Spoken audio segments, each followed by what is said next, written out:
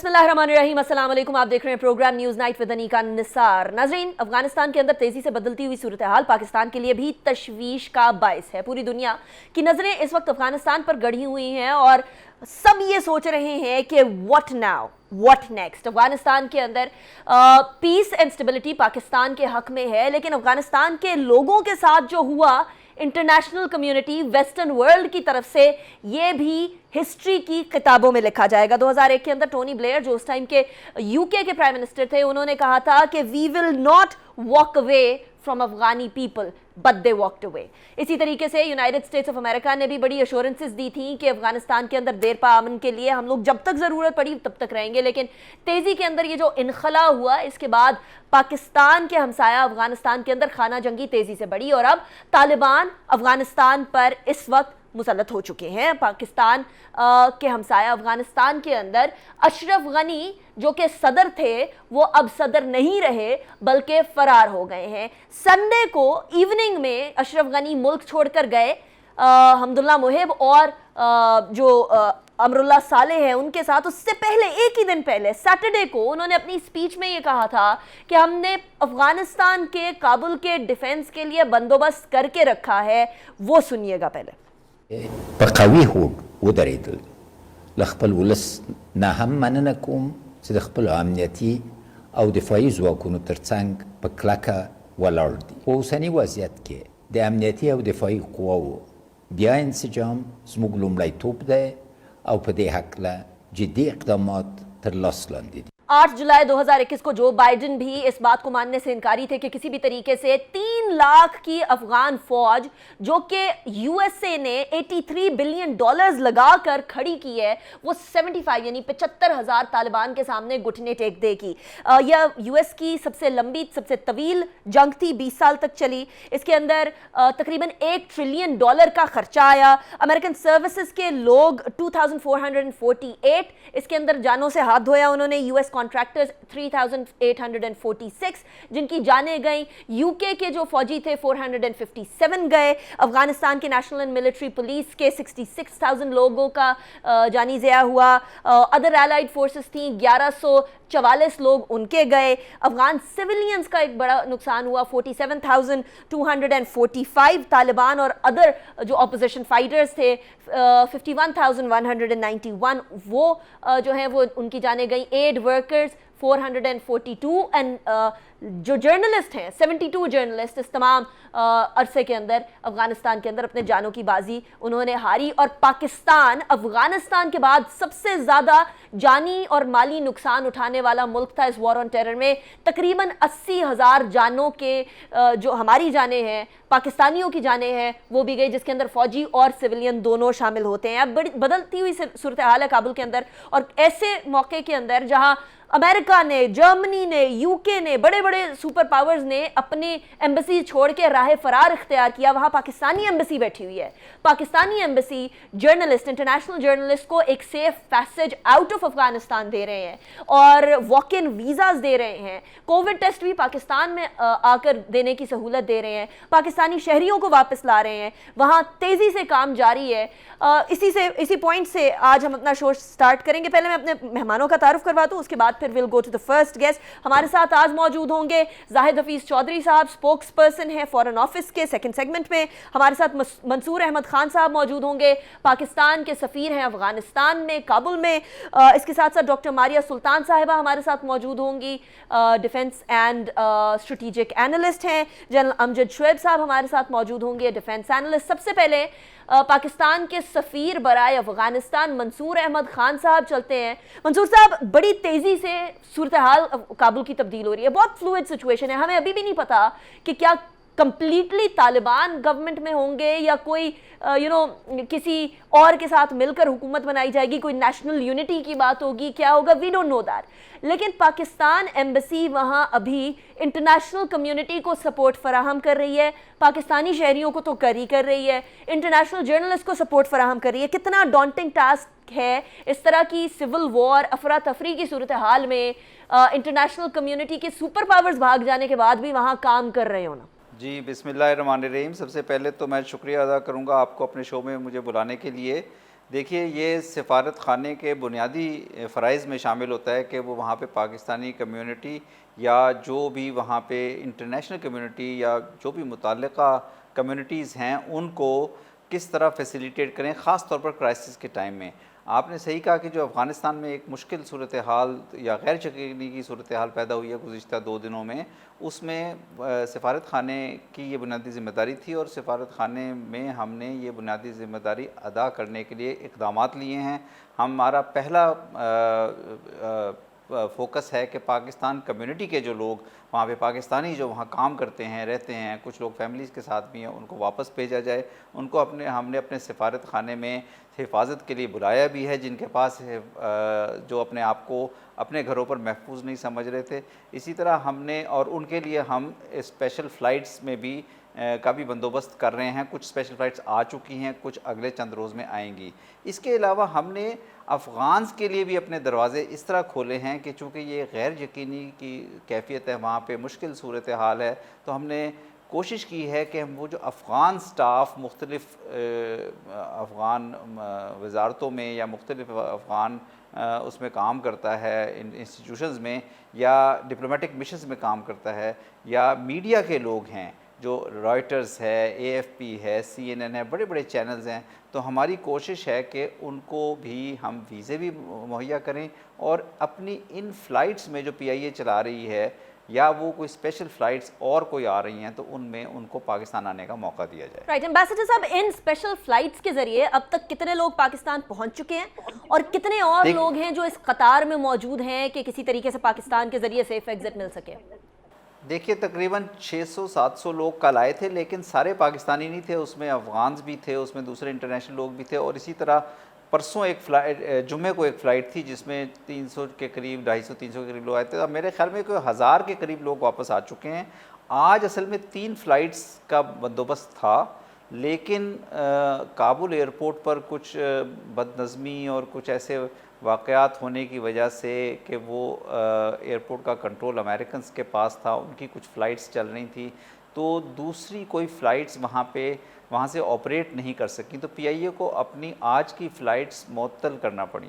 अब हमारी कोशिश होगी कि ये फ़्लाइट्स हम कल, परसों और अगले चंद दिनों में चलाएँ, और अगर फ़्लाइट्स चलने में दिक्कतें पैदा होती हैं या काबुल के एयरपोर्ट से ऑपरेशंस नहीं दोबारा से शुरू हो सकते, तो फिर हम बाय रोड भी उनको लाने का बंदोबस्त करेंगे तोरखम से, ताकि पाकिस्तानियों को, हमारी पहली तरजीह है कि उनको वापस पहुंचाया जाए यहाँ पे। राइट, अब कुछ एम्बेसडर साहब ऐसे पाकिस्तानी भी हैं जिन्होंने हमारी एम्बेसी में पनाह ली हो, वो अपने घरों को छोड़ चुके हों या जहाँ वो बिज़नेस करने गए हैं तो जो होटल्स हैं वहाँ नहीं रह पा रहे, तो क्या ऐसे लोग हैं जो कि एम्बेसी को भी अप्रोच कर रहे हैं कि हमें पनाह दी जाए एम्बेसी के अंदर?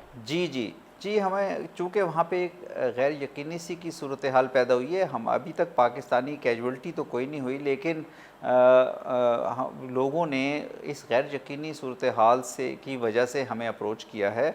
कोई 30-40 के करीब लोग, जिसमें फैमिलीज़ भी कुछ लोग शामिल हैं, उनको हमने वहाँ पे ठहराया है अपनी एम्बेसी में।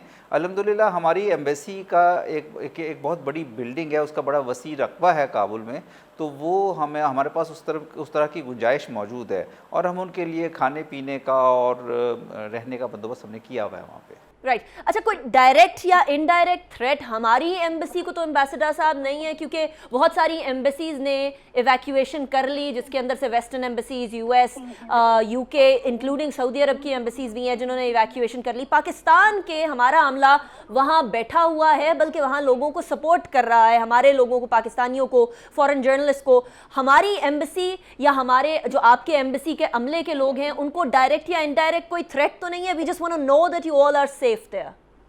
जी, नहीं, अल्हम्दुलिल्लाह अभी तक हमारे लोग महफूज हैं। हमने तमाम एहतियाती तदाबीर भी ली हुई हैं। गवर्नमेंट ऑफ पाकिस्तान ने भी हमें अपनी प्रोटेक्शन के लिए कुछ फ़ौज के और सिविल सिक्योरिटी इदारों के लोग प्रोवाइड किए हुए हैं, और ऐसा कोई थ्रेट अभी तक है नहीं।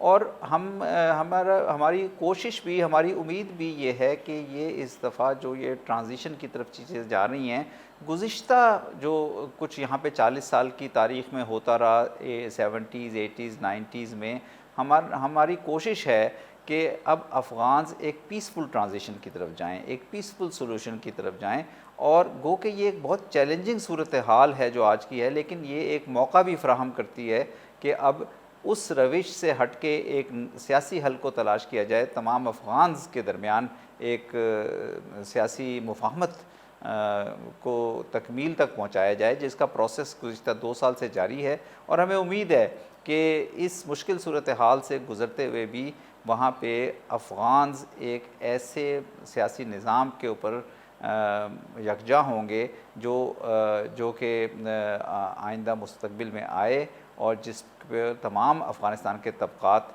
का कंसेंसस हो। राइट अब्बास साहब, हम भी यही उम्मीद कर रहे हैं कि जो हो वो अफ़गानिस्तान के लोगों की ख्वाहिश के मुताबिक और इस पूरे ख़ित्ते की स्टेबिलिटी के लिए बेहतर हो। But thank you so much. And यहाँ अप्रिशिएट करना बनता है आपका और आपकी एम्बेसी का जितना भी अमला है, वो जिस तरीके से इंटरनेशनल जर्नलिस्ट को, पाकिस्तानी शहरियों को, पाकिस्तानी जो वहाँ फैमिलीज़ हैं उनको सपोर्ट करा है। So we must appreciate that over here as well. Thank you so much for joining me in the show. अभी ब्रेक की तरफ जाएंगे, ब्रेक के बाद वापस आएंगे, उसके बाद फिर प्रोग्राम को कंटिन्यू करेंगे।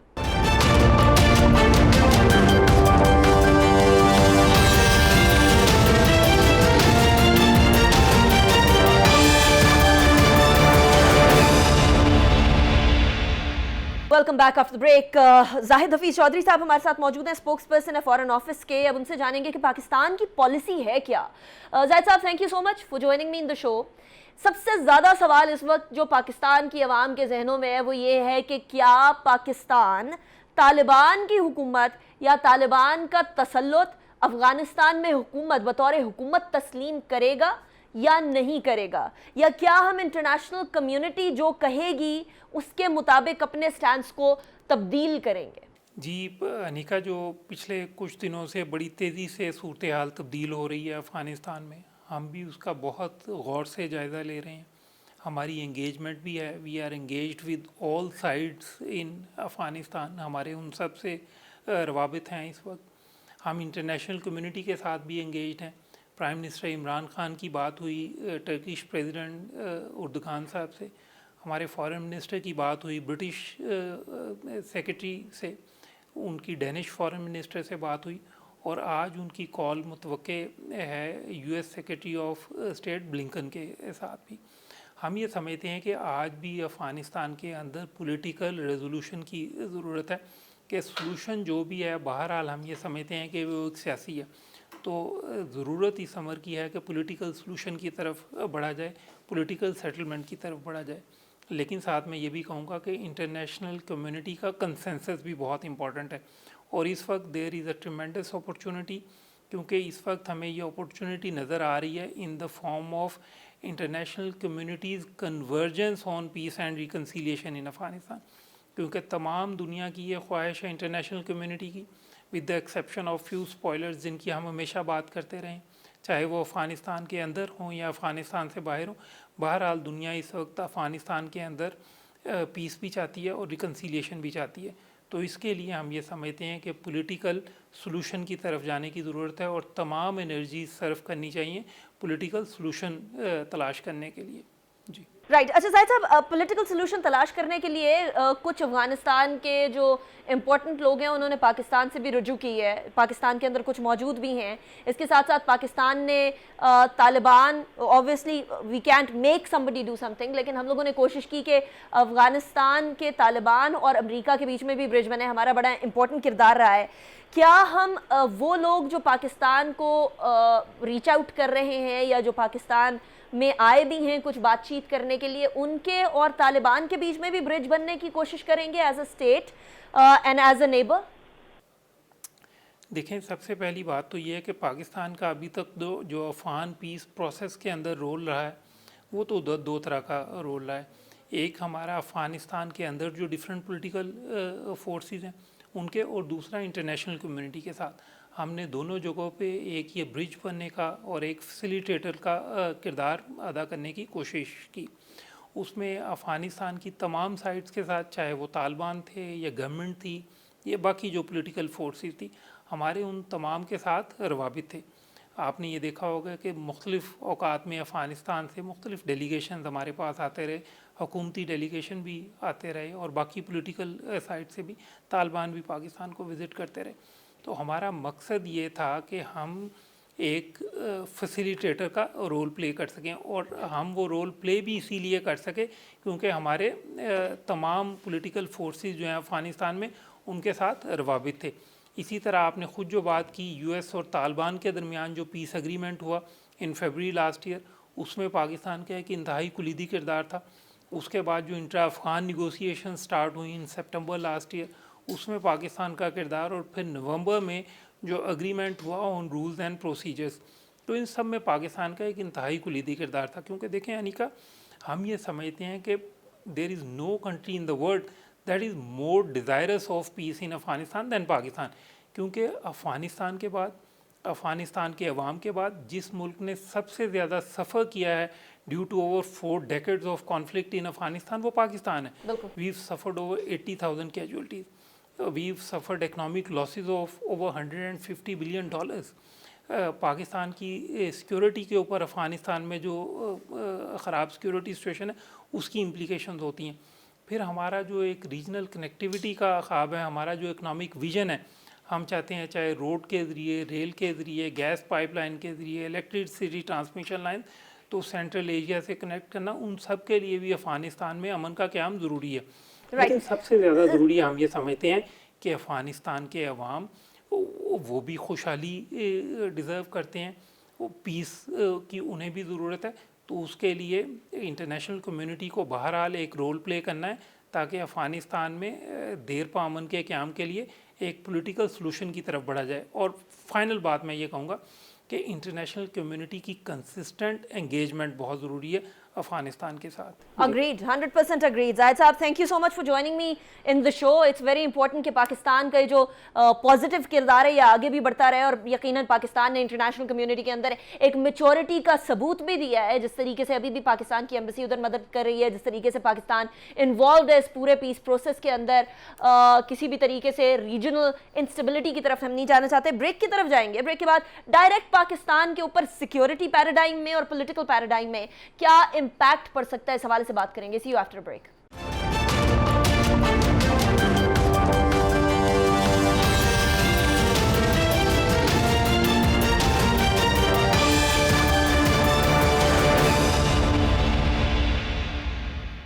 Welcome back after break. नाजरीन, अफगानिस्तान में जो हो रहा है ऐसा हो नहीं सकता कि उसका डायरेक्ट इंपैक्ट पाकिस्तान पर ना पड़े। अगर पीसफुल ट्रांजिशन हो जाती है, जिसको कहा जा रहा है कि अभी तक फिलहाल तो वो ब्लडशेड या वो अनफॉर्चुनेट सिचुएशन जो बहुत हद तक एक्सपेक्ट की जा रही थी वो नहीं हुई, लेकिन क्या पाकिस्तान पर और पाकिस्तान की सिक्योरिटी सूरत हाल के ऊपर असरात इसके मुरतब होंगे, इस हवाले से बात करेंगे। जनरल अमजद शुएब साहब और डॉक्टर मारिया सुल्तान साहिबा दोनों हमारे साथ मौजूद है। जनरल साहब, सबसे पहले आपसे ही बात करेंगे।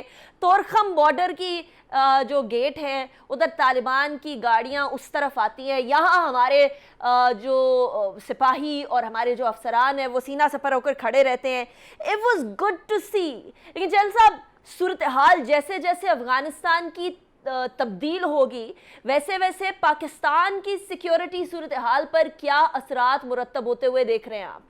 देखिए, जो खदशात हम पहले जाहिर करते रहे हैं, जिसमें हमने ये कहा था कि रेफ्यूजीज आने के चांसेस हैं, उसमें उनके साथ टेररिस्ट आ सकते हैं, तो ये चीज़ तो नहीं हुई। वहाँ पे सिविल वॉर का खतरा था, वो भी अभी तक तो वहाँ पे पीसफुल मामला, वो सिविल वॉर भी नहीं है। तालिबान का कॉन्ट्रैक्ट बहुत अच्छा है। लेकिन जो दूसरा खदशा है वो ये है, जो कि हम बार बार कहते रहे कि वहाँ पे कंसेंसस गवर्नमेंट बननी चाहिए, ऑल इंक्लूसिव, यानी जिसमें मुज़ाकरात करके तालिबान सबको ऑन बोर्ड ले ले और एक ऐसी गवर्नमेंट बन जाए जो जिसको सपोर्ट सारे स्टेक होल्डर्स की तरफ से हो, वो शेयर होल्डर हो उसमें या जैसे भी। अब वो प्रोसेस अभी तक नहीं चला। वो प्रोसेस चले तो उसका भी ये नहीं कहा जा सकता कि वाकई वो कामयाब भी होता है या नहीं। अगर कोई गवर्नमेंट ऐसी नहीं बन सकती जो कि मुज़ाकरात के जरिए कंसेंसस गवर्नमेंट हो और जिसमें सारे स्टेक होल्डर जो हैं वो मुत्तफिक हों, तो फिर जो भी गवर्नमेंट होगी उसकी पूरे अफगानिस्तान के ऊपर रिट नहीं होगी।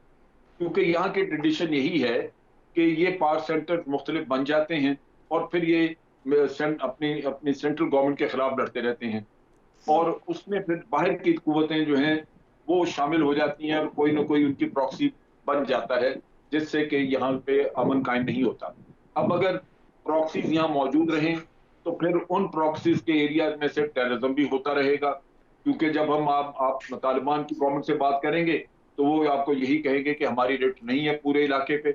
जब रिट हो जाएगी तो हम अपने मुल्क को इस्तेमाल नहीं होने देंगे किसी के खिलाफ। तो ये पाकिस्तान के लिए सबसे बड़ा खदशा यही है, और हम मुंतज़िर हैं कि किसी न किसी तरह ये लोग अल्टीमेटली एक कंसेंसस डेवलप करें और एक इत्तफाक राय से हुकूमत बनाएं, ताकि वहां पे फिर बाहर की कुव्वतें दखल न दे सकें। राइट। ये चीज अभी तक हमें नजर नहीं आ रही। इस पे कोई अमल होता तो लाजिम बात है कि ये फिक्र भी है, और इस चीज की वजह से एक ऐसी सिचुएशन पैदा हो सकती है जो हमारे लिए मसाइल लेके अच्छा, आपने बड़ी इंपॉर्टेंट बात की है जनरल साहब कि अगर कंसेंसस के साथ हुकूमत नहीं बनती तो फिर हमें नहीं पता कि उसका जो भी हुकूमत होगी उसका आगे फ्यूचर क्या होगा, मुस्तकबिल क्या होगा। डॉक्टर मारिया सुल्तान साहिबा, जब हम बात करते हैं कंसेंसस के साथ हुकूमत की, तो चलिए जब तक प्रेसिडेंशियल पैलेस तालिबान के अंडर नहीं था, जब तक काबुल में वो नहीं आए थे, काबुल पे कब्जा नहीं हो चुका था, तब तक की बात अलग है। लेकिन अब at this point in time Kabul के पैलेस में, प्रेसिडेंशियल पैलेस में तालिबान बैठे हैं। अब कोई कंसेंसस गवर्नमेंट की बात हो भी सकती है, कंसिडरिंग कि पाकिस्तान के अंदर भी अभी बहुत ज़्यादा अफगानिस्तान की इंपॉर्टेंट लीडरशिप मौजूद है, आई हुई है, और कुछ इंपॉर्टेंट चीज़ों के ऊपर, कुछ इंपॉर्टेंट पॉइंटर्स पे, वे फॉरवर्ड्स के ऊपर बात भी करना चाह रही है। देखिए, दो तीन चीज़ें हमें समझने की ज़रूरत है। पहली बात तो ये है कि ये बात वाज़ेह होनी चाहिए, सेंट्रल गवर्नमेंट जो है बड़ी हद तक तालिबान की सरबराही में बनेगी, बड़ी हद तक उनका असर रसूख जो है वो वाज़ेह होगा। हाँ, ये दुरुस्त है कि बहुत सारी जो आपकी बॉर्डर एरियाज़ हैं, बहुत सारे जो ऐसे इलाके हैं जो शायद गैर पश्तून हैं, वहाँ शायद गैर पश्तून जो है आपको ताकत में नजर आए, यानी कि आपको सेल्फ एडमिनिस्ट्रेटिव मॉडल नजर आएगा। ये वही बात है जो पाकिस्तान ने 2001 में अमेरिका को कई बातों से कही कि एक इलाका जो है कबायली असूलों पे जो है अपनी फैसले करता रहा है, और इसलिए कबायली हकायक और ज़मीनी हकायक के मुताबिक ही फैसले करने चाहिए, ना कि उस जाविये से अफगानिस्तान में हुकूमत करनी चाहिए कि जहाँ जो एक्सपर्ट्स हैं वो आके जो है अफगानिस्तान में हुकूमत बनाएं, क्योंकि अगर वो हुकूमत बनाएंगे तो जाहिर है उनके मफादात कभी भी ज़मीनी लोगों के साथ नहीं होंगे, और जैसी सूरत हाल हाथ से निकलेगी वो अफगानिस्तान छोड़ के चले जाएंगे। राइट। और ये अच्छा, अभी आपने जो कहा वो अमरुल्लाह साले को, हमदुल्ला मोहिब को साथ ले गए, लेकिन बाकी सबको नहीं लेकर गए। उनके अपने मिनिस्टर्स, उनकी अपनी हुकूमत के लोग, जनरल बिस्मिल्लाह मोहम्मदी, सब कोस रहे हैं अभी अशरफ गनी को। जनरल साहब, कंसिडरिंग दिस एंड कंसिडरिंग कि ये तमाम चीज़ें, अब अगर रेट्रोस्पेक्ट में देखें, बहुत सारे लोग तनकीद का निशाना बनाते थे कि पाकिस्तान जो है वो अफगान पाकिस्तान सरहद के ऊपर बाढ़ क्यों बना रहा है, ये बाढ़ नहीं बनानी चाहिए। बिलखुसूस अफगानिस्तान की तरफ से बहुत सारे लोगों से ये सवाल उठाया जाता था। हमारा वो डिसीजन आपकी नज़र में क्या पाकिस्तान को एक स्पिल ओवर से बचा गया, या आपकी नज़र में अफगानिस्तान में उस तरह के स्पिल ओवर का कोई सिचुएशन ही पैदा नहीं हुई? देखिए, ये जो हमारी फेंसिंग थी इसको पीटीएम ने बड़ा अपोज किया था, और पीटीएम आज वाज़ेह हो गया कि ये अशरफ गनी का जो टोला था, जो सेटअप था, उसको उनकी सोच को प्रमोट करती थी या उन्हीं को रिप्रेजेंट कर रही थी। जहां तक इस फेंस का ताल्लुक है, इसकी अफादियत, इसकी यूजफुलनेस तो बिल्कुल मौजूद है, और ये किसी न किसी वक्त आप देखेंगे कि जो भी पहले ऐसे रास्ते थे जो लोग इस्तेमाल कर लेते थे खुफिया तरीके से, वो नहीं होंगे। लेकिन इस वक्त वो सिचुएशन डेवलप नहीं हुई जहां ये समझा जाए कि वाकई बहुत बड़ी मूवमेंट है, लोग जो है वो अफगानिस्तान छोड़ के पाकिस्तान आना चाह रहे हैं, वो चीज नजर नहीं आई। तो ये जो खदशा था हमारा कि रेफ्यूजीज आ जाएंगे, बहुत सारे लोग आएंगे। मैंने सुना था कि उस वक्त नहीं, एक इंटरव्यू था सुहेल शाहीन का, जिसमें उसने ये क्लेम किया था कि आप देखेंगे कि कोई रेफ्यूजीज नहीं जाएंगे आपकी तरफ। तो वो लगता यही है कि उनके ज़हन में एक प्लान थी, और उस प्लान की वजह से उन्होंने सबसे पहले जो एग्जिट उनके मुल्क के थे मुख्तलिफ मुल्कों के साथ, पहले उनको कंट्रोल किया ताकि लोग इस तरफ ना आए। तो तालिबान का कंट्रोल था, तुर्खाम आ गए, बाद में आए, लेकिन उससे पहले चमन चले गए। इसी तरह सदर्न साइड पे हेरात वगैरह में उन्होंने ईरान के साथ, तो मुख्तलिफ जगहों पे उन्होंने पहले ये रास्ते ब्लॉक कर लिए हुए थे। हो सकता है कि उस वक्त खौफ की वजह से, डर की वजह से लोग कुछ जाते, लेकिन वो ना कहे। तो बाद में तो अब उन्होंने पुरअमन तरीके से सारा कुछ किया है, लोगों को एश्योरेंस दी है कि आप अपना कारोबार करें, कोई आपको नुकसान नहीं पहुंचाया जाएगा। और अब हकीकतन आप देखें तो ना किसी की दुकान लूटी गई है, ना किसी को गोली मारी गई है, ना ही वहां पे किसी की मारपीट हुई है।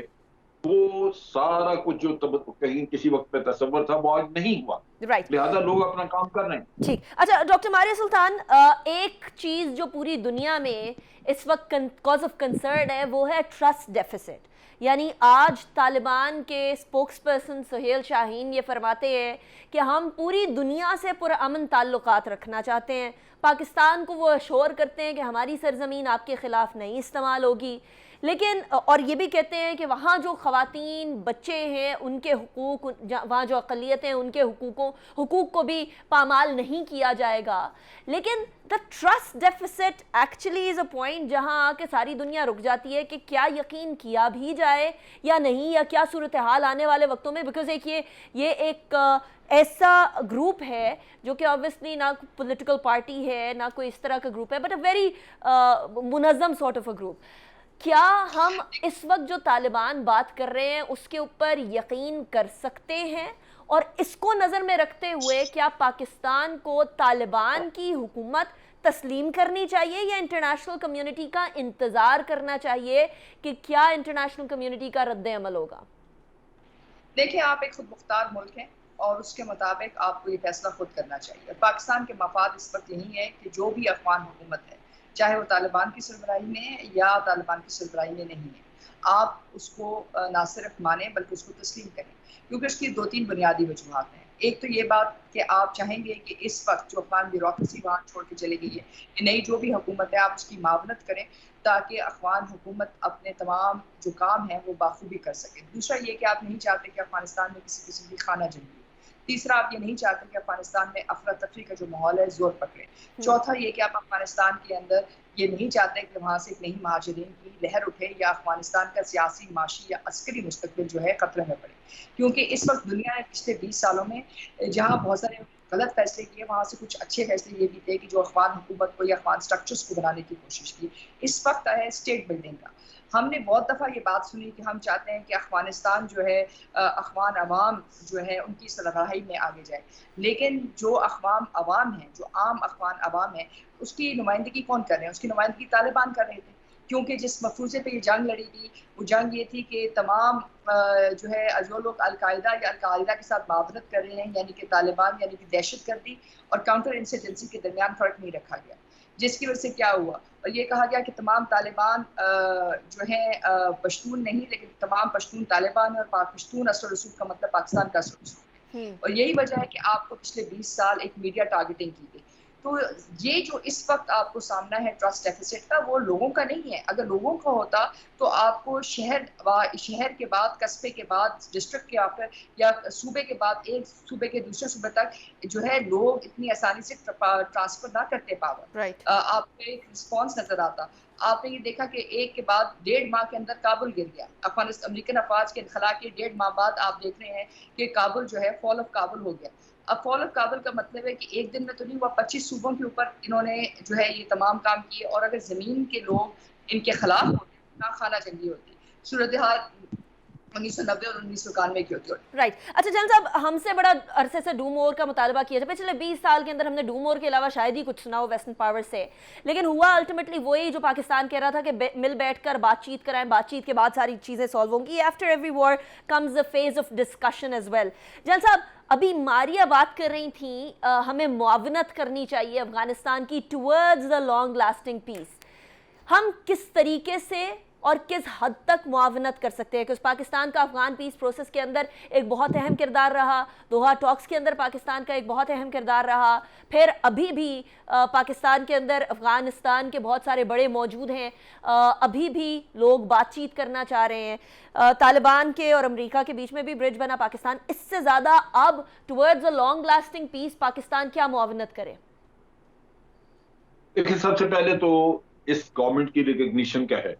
हमने पाकिस्तान ने पहले दिन से जो अपना स्टांस रखा, हमने ये कहा कि हम वो गवर्नमेंट तस्लीम करेंगे जो अफगान अवाम जिसको वज़ीर-आई देंगे।